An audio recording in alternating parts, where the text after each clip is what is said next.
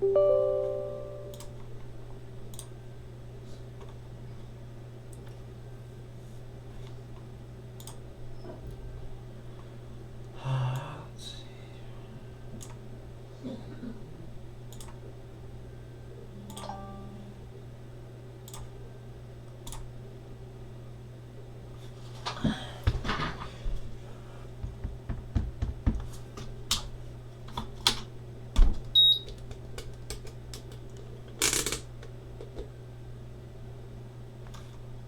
a sec, I do not want screen capture up here.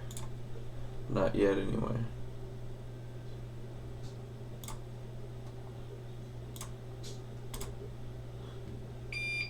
Hey, Joshua.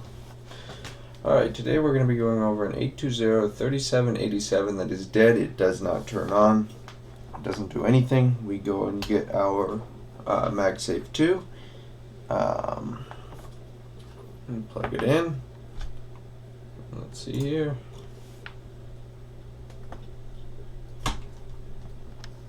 Notice over here in the microscope, we get a light in the charger, but no fan spin. It is dead. Not working. No SO state, no power. It only pulls 0.6 amps, which is no good on our amp meter. So we're going to go through and we're going to check this.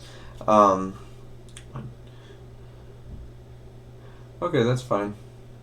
This one is probably going to be a little bit different than no backlight.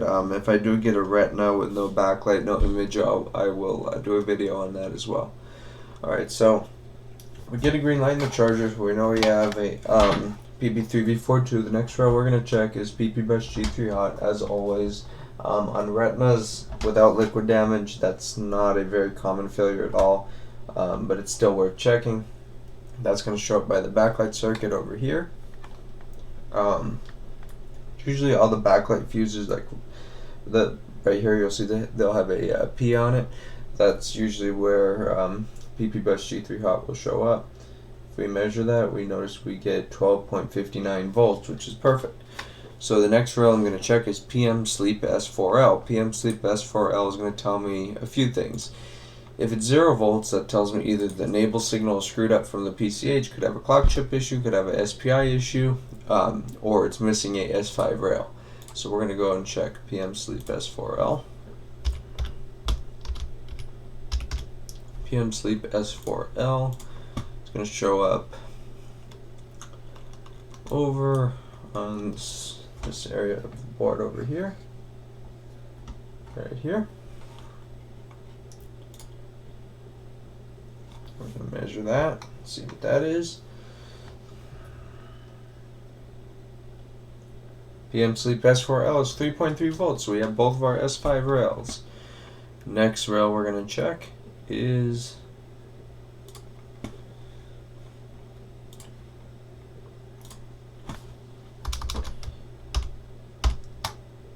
PP3V3 S4. You're going to want to check your S4 rails. We're just going down the list until we find the power rail that is missing. You're just going to want to go down the list, starting with S5, and work your way down to the power rail that you're going to see missing. In this case, PP3V3 S4 is going to show up on R4804, which is going to be over in this area of the board near, looks like it's going to show up right around here.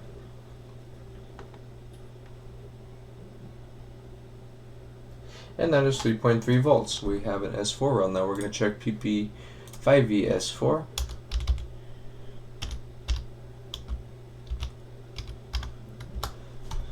So PP5V S4 is going to show up. Where's a good spot to check this? Let's check this over.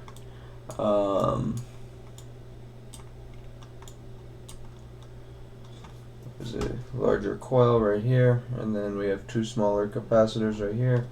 It's going to show up on either this big cap or the ones under it. So let's just check right here. And we have 5 volts, so no problems there. Now let's check our S3 rails. Let me go over to chat real quick. Hi, John.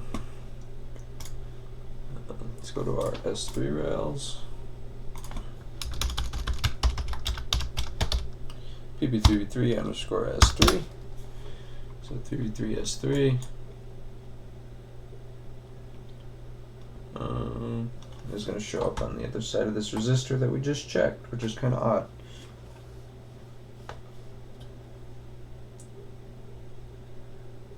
And it's 3.3 volts. Now here's another quick check. Everything is coming on from S4, S3. Everything's coming on, so we're just going to jump to. We checked one S3 rail. Let's just jump right to SO and see if we're even getting an SO line. So let's check PP5V SO. So another quick check you could do to skip all of this is check an SO rail. If you have an SO rail, you have all your prior S-state rails. So PP5V underscore SO. That's going to show up on these. Let's see. Am I looking at the right board view? I'm looking at the wrong board view. You kidding me? Well, we were looking at a similar board view. Alright. That was similar. It was close enough. Alright, so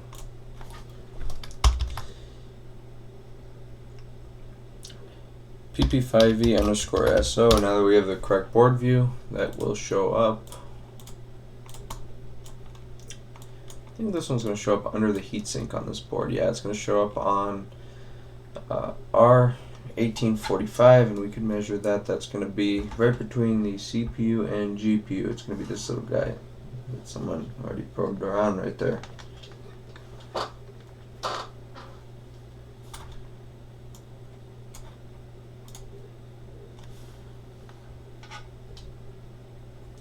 And let's measure. And we have 5 volts, so we have our S5, our 5 volt SO rail. So now there's only one possible rail left. Well, not really.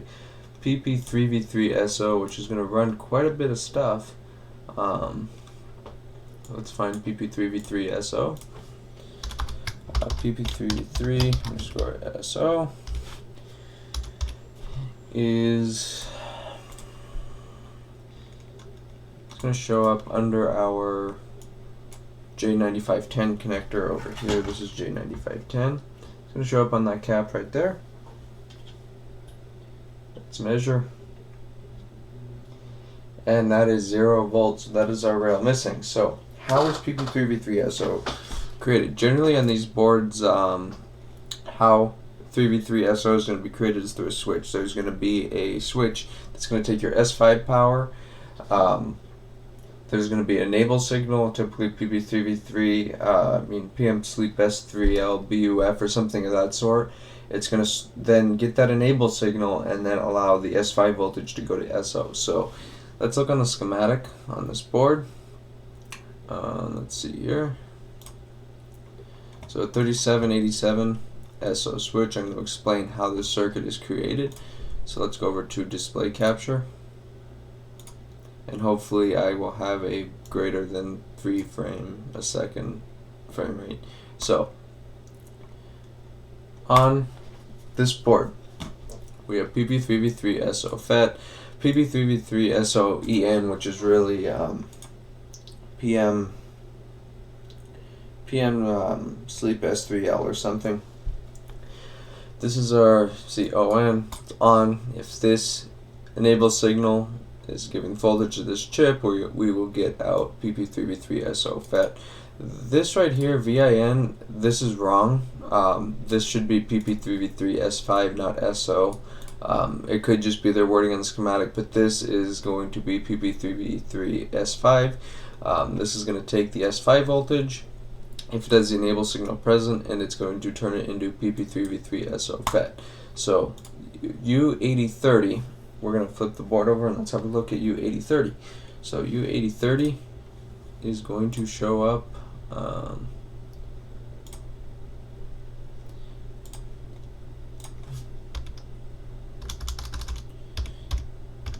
U8030.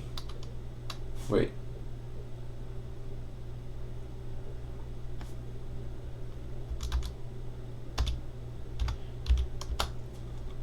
going to show up over near this RAM chip. Let's have a look at how U8030 looks. Let's close this out, go over here, shut off display capture. Had one today missing a big long number that I don't want to read. Fixed it, got VKarma, no chime or light on. What board is that? Check all your chipset rails. On some boards, like even the older ones, if you're missing any chipset rails, the SMC, not the SMC, the MCP, what I've gotten is you'll get a chime and a black screen but no image. It's missing like 1V8 or something. So this looks like our switch right here. And wait, this is our switch, and if you look, there's a hair. That's not the cause of our problem. This is a really good clue right here. So anytime you see this on chips, you see this discoloration right around here. You see one that this shiny is actually the flux that got heated and blown out of that when the chip exploded. Then you look at the discoloration right around here from heat. That's from heat because the chip got really hot. It popped, and that's what happened. So this is a standard switch. We should have plenty of these on other boards. Now the only problem with this, guys, is a BGA package. Given the fact that a BGA package, you could either replace it new or steal it from a board. If you steal it from a board, you have to make sure that these pads remain intact. I mean, not the pads, the solder balls underneath. So what we're going to do is get some flux. Another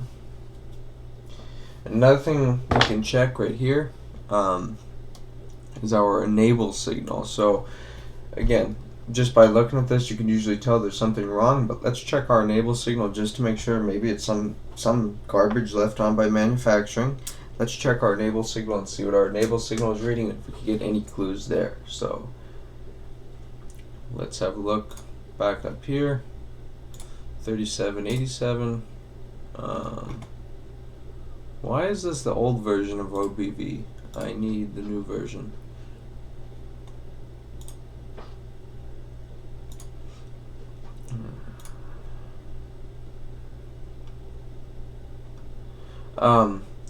If the fan is spinning, check platform reset L, PLT reset L.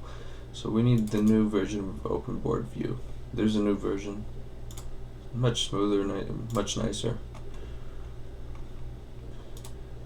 Alright, so let's check our enable signal again. Let's go over here, display capture. Alright. So, PP3V3, whatever, that's going to show up on this capacitor right over here. Let's measure that and see what that is reading.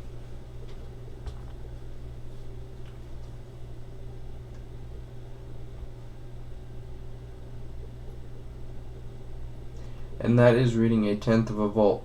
So something's going on here. That's reading 1/10 of a volt. That probably means it's being held down to ground. So let's check for a short on the enable line. So lead on ground. If you can hear that, there's a short on the enable line. So let's remove this chip and let's see if the short goes away. Let's go back over here, display capture off so you can see the microscope.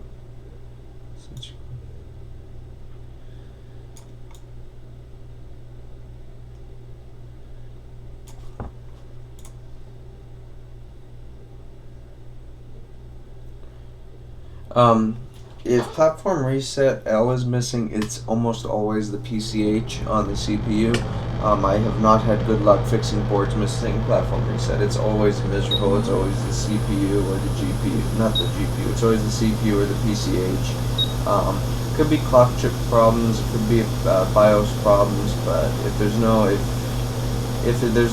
nothing that you can see wrong in SPI, then it's probably the CPU.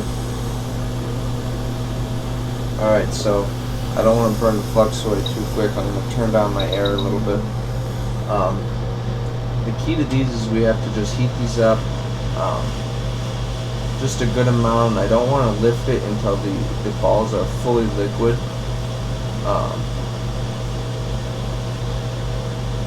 If I lift it, it's just going to take a few tries and it's going to be really annoying. There we go. That's perfect. No bridging. Now I can show you what you can do when you get this.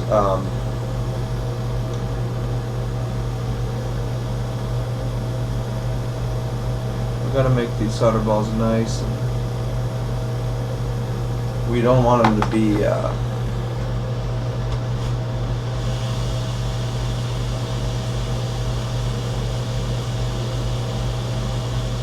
kind of want to make them nice and even so they all make a good contact. So just put some flux down and heat.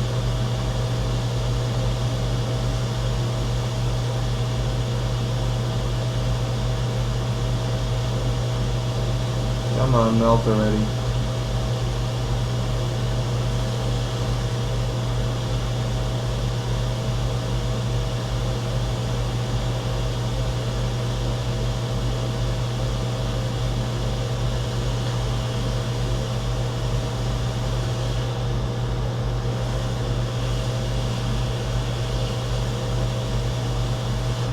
Really? Come on. I don't want to make the RAM too hot, but the RAM's still...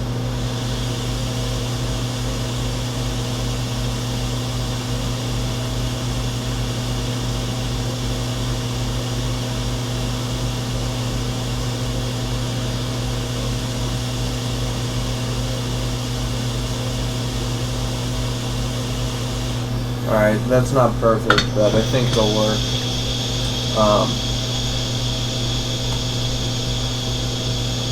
Yeah, you could definitely see right here on this ball. Kind of hard to see with the lighting, but there's actually, you can see it's charred right here. Like this whole piece, that's a piece of the chip right that exploded, so yeah, this should solder nicely. Alright, now let's find the switch.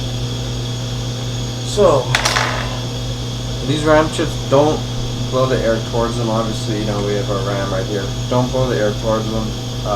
Just keep it, pointing the other direction. You'll be just fine, especially on the retina board. So, I don't have a 3787 in stock, but I do have a 3332. This is a fairly simple switch, very, very simple mode of operation. So, this board should have quite a few of those.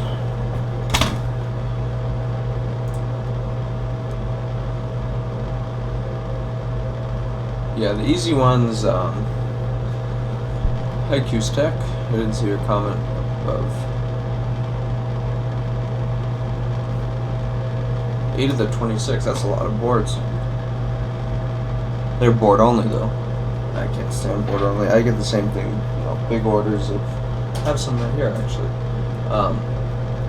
But the problem with those is that it's going to get screwed up on reassembly.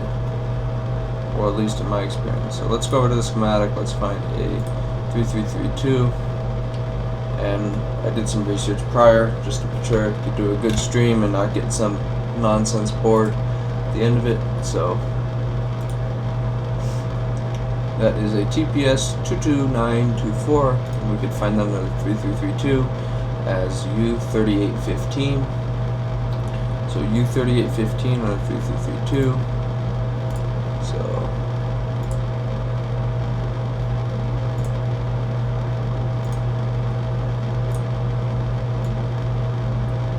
U3815 85. Let's check and see if our short is gone on the enable line real quick.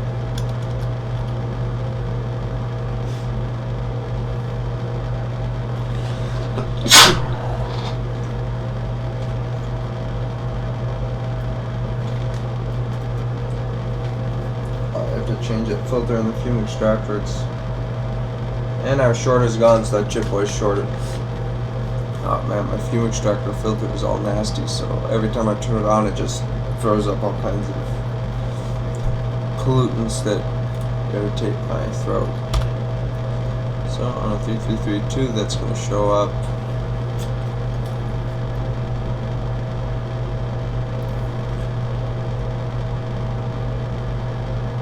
So yeah, glass pack chip too. These are kind of annoying, but maybe okay. So on this board, let's see. They show up right there. Only I believe our dot was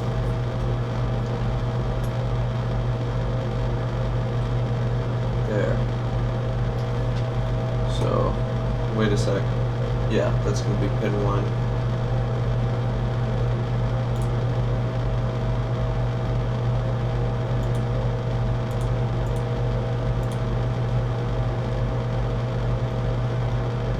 Alright, so we're going to want to align that dot with pin 1, which is going to be in the corner, of course. So let's steal that chip off of here, and let's solder it on this board, and let's make this board, this retina, work properly again, as originally intended by Apple.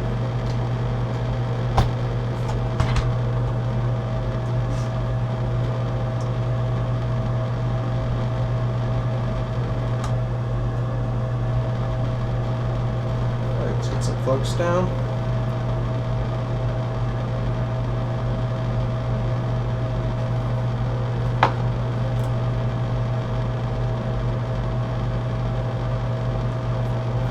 Exactly, you can't do like half the time. All these intermittent and sensor issues, all that, they are housing issues, and I get the same thing where people send me board only, then they call me back, so it doesn't boot, it's not working. So, well, you know, have you done this? And I get it back, that's a housing issue. You know, I can't very well,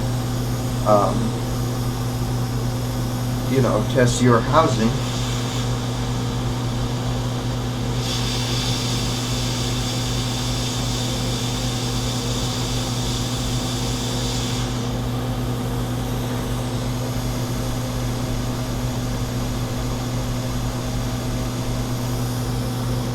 Alright, low airflow, we don't want to, yeah, trackpad cable, keyboard, I've had the camera connectors prevent boot up, just stuff like that. One thing I always do is I put the donor board that I've just been heating right where I put my wrist, and it burns me.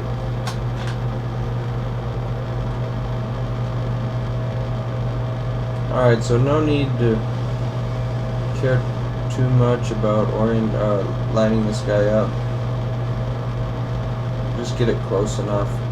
Ideally, we do not want to blow this chip away. So use a lower airflow. I'm going to use 30. I'm going to go down to like 25. Keep in mind, 25 liters is still like the max airflow on some stations.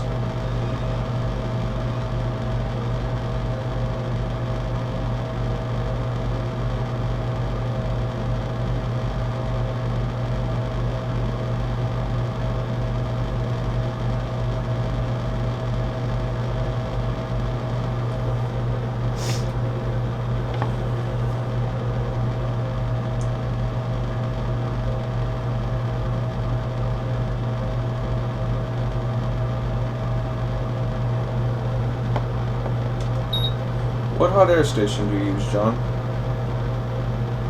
Quick, Hakko, JBC. I personally have the Quick, it does a good job.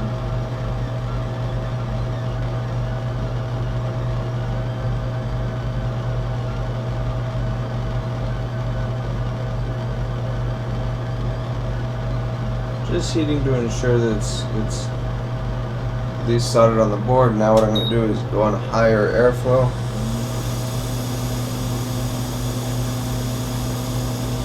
Max, and we are going to heat until it falls itself into place, just like that.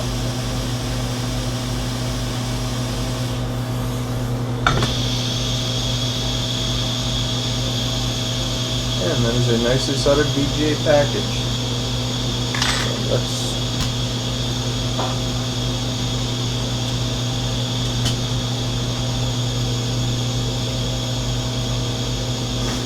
plug it in, let's see if it turns on.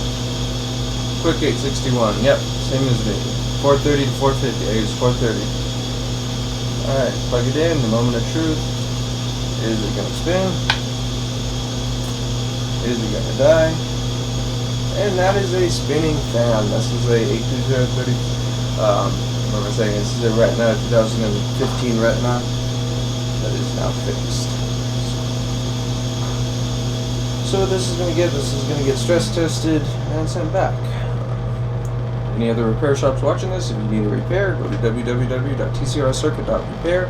Scroll down to the business-to-business service page, and we can most definitely help you out with any repairs. For parts, ICs, quick hot air stations, you can find those at store.rossmangroup.com, or if you need quick, it's your choice. You can buy it from Lewis or Jessa.